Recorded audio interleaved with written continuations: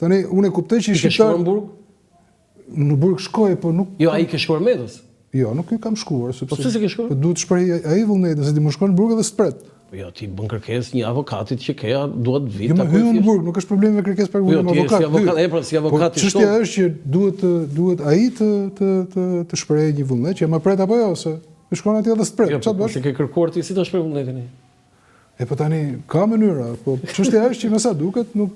Okej, kam disa fotografi që dua t'i komentoj, lutem regjia, fotografinë e parë. Ja, këtë të vurat parë. Cili është roli dhe vendi i Ilir Metës në histori në këto 35 vjet, zoti Banjani? Roli një politikani pa diskutim aktiv, një politikani shumë ambicioz, patjetër shumë ambicioz, me të mirat dhe me të këqijat e tij. Domethënë, ka qenë shumë emri i këtij ka qenë stabilizator, mund t'i thuash, patjetër, po stabilizator politik, rol të cilin e humbi pasi u gradua presidenti i Republikës. Dhe për mua aty ka bërë gabim. Domethënë, ju po thoni që vajtja e tij ose zgjedhja e tij si president ishte e gabuar. Ai ishte fundi politik. Sepse humbi rolin stabilizator të politikës. Zbeja politike? Po, patjetër. Aty. Dhe aty humbi busullën, humbi çdo gjë pastaj. Harroi edhe pse ishte atje, harroi edhe... Cila është ardhmja e zotit Meta në politikë? Nuk e shoh dot. Nuk e shoh dot më të ardhmen e zotit Meta për shkak të vendimeve të zgjedhjes tij, ndoshta edhe kaq ishte cikli. Se mbaroi cikli i zotit Meta, jeni duke thënë? Mendoj që politikisht po. Po ju, duke qenë bashkëpunëtor i tij, sigurisht që keni bashkëpunuar me zonjën Kryemadhi, kur mësuat që ata u divorcuan. Çfarë, si e pritët, si? Nuk kam pas asnjë emocion, është një gjë që e kam vendosur ata dhe kaq, s'ke çaj thua saj domethënë. Këto udhëhecit e majt e kanë edhe në CV këtë punën e ndarjes grave, kështu që. Këta udhëhecit e marrë? Majtit po, duan ka ndarje gruash, kështu ta. Të majtet në Shqipëri e ke felen? Po në Shqipëri çfarë? Do thënë, ti thua Fatostan. Po Edi Rama. Edi Rama. Ilir Meta. Ilir Meta. Do tjetër. Tjetër. Po tani po kanë udhëhecit. Pandeli Majko që është thash udhëhecit më burr. Po edhe Majko udhëhec ka qenë. Po mirë tash. E kuptova. Foto tjetër? Për Sali Berishën? Mendoj që është ndër politikanët e zgjuar në këtë vend, patjetër. Pse i zgjuar? Sepse ka arrit të jetë imponues, lider i lindur, është lider i lindur, do ta them të gjë. Po. E ka në gen leadershipin, nuk e ka të formuar. Shumë me shumë ndikim në jetën politike, patjetër që po i zgjuar sepse ka ditur të qeverisë ose ka ditur të vinë pushtet edhe pa vota. Nuk është... Si ka ardhur pushtet pa vota? Më çuditën këtë. Pa votë popullore për ka ardhur tani. E ka fjalën për 2005-ën ishte, po pra çënsi ka po meritesh. Meritesh, të vish të pushtet pa votën e popullit, ose pa shumicën e popullit, dhe kjo është një gjë që mendoj është e rëndësishme në mënyrën e të bërit politik. Sigurisht në kontën e tij politike janë disa ngjarje që janë të rënda. Kam parasysh 97-a, kam parasysh Gërdeci, kam parasysh edhe mënyra se si u menaxhua 21 janari, që janë ngjarje që janë në kontën pse momentet të caktore ke mbështetur Sali Berishën? Sepse vendi ka nevojë për balancë politike. Dhe kjo që ka ndodhur në këtë zgjedhje, në fakt, dëmi më i madh që ka në Shqipëri në këtë zgjedhje është çbalancimi ekstrem i politikës. Askush nuk fiton nga çbalancimi. Okej, fiton zgjedhjet, po jo me dhe nuk është gabim, pra nuk po gjykojmë fituesin. Ti fiton sepse ajo është rezultati, po çbalancimi politik është i dëmshëm. Dhe në emër të balancës ti do duhet t'i japësh një dorë atij që balancuesit apo jo. Siç e kemi dhënë dhe Ilir Metës dorën që ishte stabilizatori. Pra, vjen nga nevoja për të pas politik pak më të balancuar. Nuk është problem, nuk kam ndonjë simpatia apo për kraje personale. Nuk ke kështu. Jo, fare.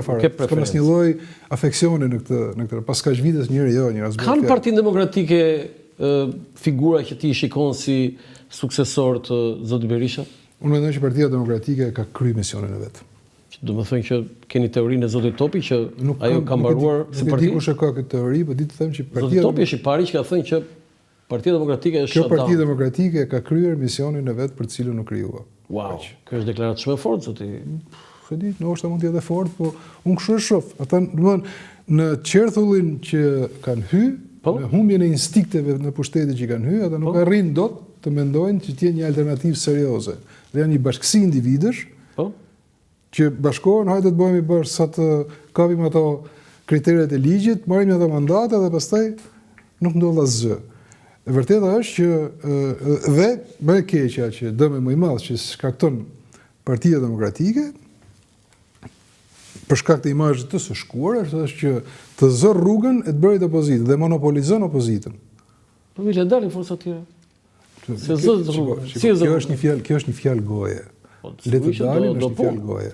Jo vetëm është do punë, po do lider që ti nuk i ke me shumicë, nuk prodhon shoqëria jon lider kaq shumë.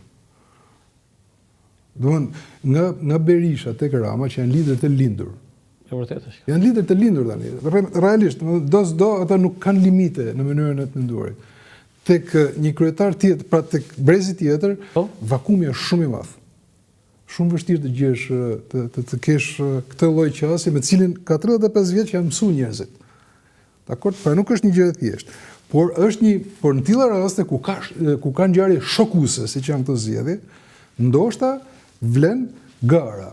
Po jo gara brenda një force politike, gara midis disa forcave politike. Eksakt, derisa të vim tek një lider tjetër që do të jetë alternativë. Shikon në një kështu të ri që ka element? Në qoftë se s'hapet gara nuk shet edhe asgjë. Asgjë. As Belind Kılliçi, Fjalaveri, Jorita Tabaku. Po me kë konkuron Belind Kılliçi dhe Jorita Tabaku, që ti kuptojmë aftësitë e leadershipit. Domethënë puna është sa aftësi drejtuese ke. Nuk është ose si i përshtatesh situatave të caktuara në rrethana të caktuara në një çast të shpejtë të kohës. Se ka Belind Kılliçi këtë? Po tani, në kurriz saliut e kanë gjithë më burr. Dalësh ta provosh vetesh muhabeti. Edhe në të tjerë kurriz të Ramës, edhe të tjerë kurriz të Ramës është shumë e thjeshtë, se e tërheq ai. Tash të bësh pleshtin që po tërheq karrocën, kjo është më e thjeshtë. Foto tjetër?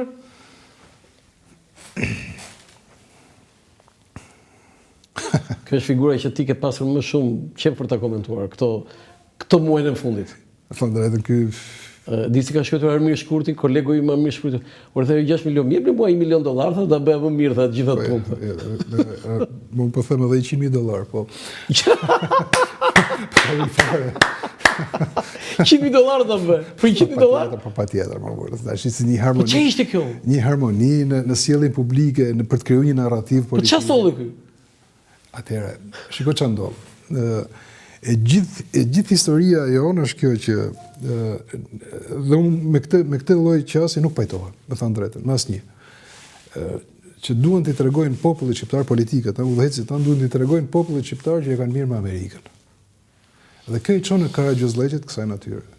Ky korbi mund të jetë në punë vetë, në hall vetë, kur ka bëj firmë do lek, këtë punë ka, e kupton? Por qasja jonë politike, liderëve tonë që unë e kam mirë me Amerikën dhe shi, iku ai se unë kam marrë këtë, Ju jeni anti-amerikan? Dhe kjo është gjë. Ju jeni anti-amerikan? Jo, nuk jam anti-amerikan. Unë jam pro-shqiptar. Unë besoj fort këtë gjë, që i Zoti e nxjerr gomarin nga. Ne ekzistojmë se desh Amerika zotë më. Jo, nuk e besoj kurrë këtë gjë. Ne ekzistojmë. Nuk e besoni ju që 1990-ën Wilsoni na dha shtetin? Atëherë, unë jam në këtë jetë sepse babai im u kruajt me mamën time. E kupton? Kjo është arsyeja tani. Shumë abet kot. Unë po them që në këtë pikë ti shesish mend këtij populli që unë kam mirë me Amerikën, është porosësi, është maskarallak. Edhe të çosh para, nuk e ka bërë vetëm Berisha këtë. Ka bërë Basha, e bën Rama, e bën ky Meta. Të gjitha që pas një lobist atje që ta kemë mirë, të bëj foto atje të kënaqë, ja e bën edhe atë foton. U kënaqë, pastaj ç'a ndodh? Mirë, mbështetja e Amerikës është një lloj certifikimi i pushtetit. Ta marrim të bëjmë një analizë pak më të thjeshtë. Po, patjetër. A e kishte Rama mirë me Amerikën, me ambasador, me Goni Goll, kujtun se çao gjithë këto vite? Po mirë i vajti Rama, si ka vajtur keq. Këtë rallë që si kishte, fitoj me thellë. Si ka mundësi? Prit, duhen frenadore, zoti Vanjani. Ka fituar më thellë. Po fitoj më thellë. Si kishte fare dhe i dashur Edi, si tha kërkush këtë rrallë.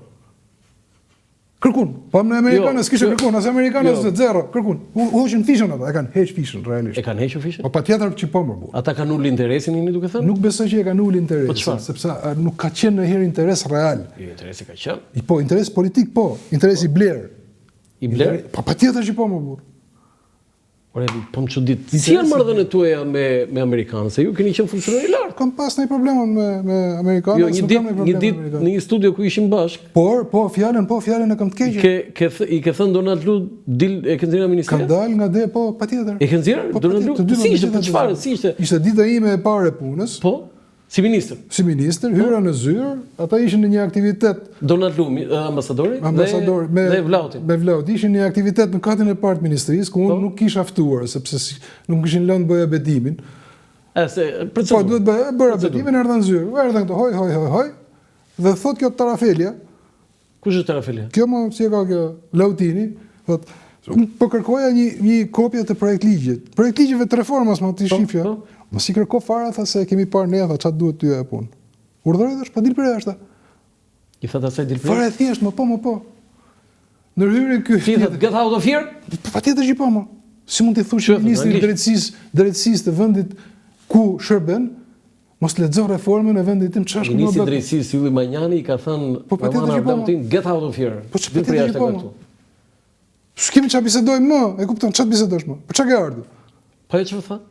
Doli ajo. Doli. Po, ky tjetri, bëri një kështu një, shikova se ishte pak e egzageruar, kënaqëmi, thashë ta mbyllim këtë takim sot, flasim nesër prapë.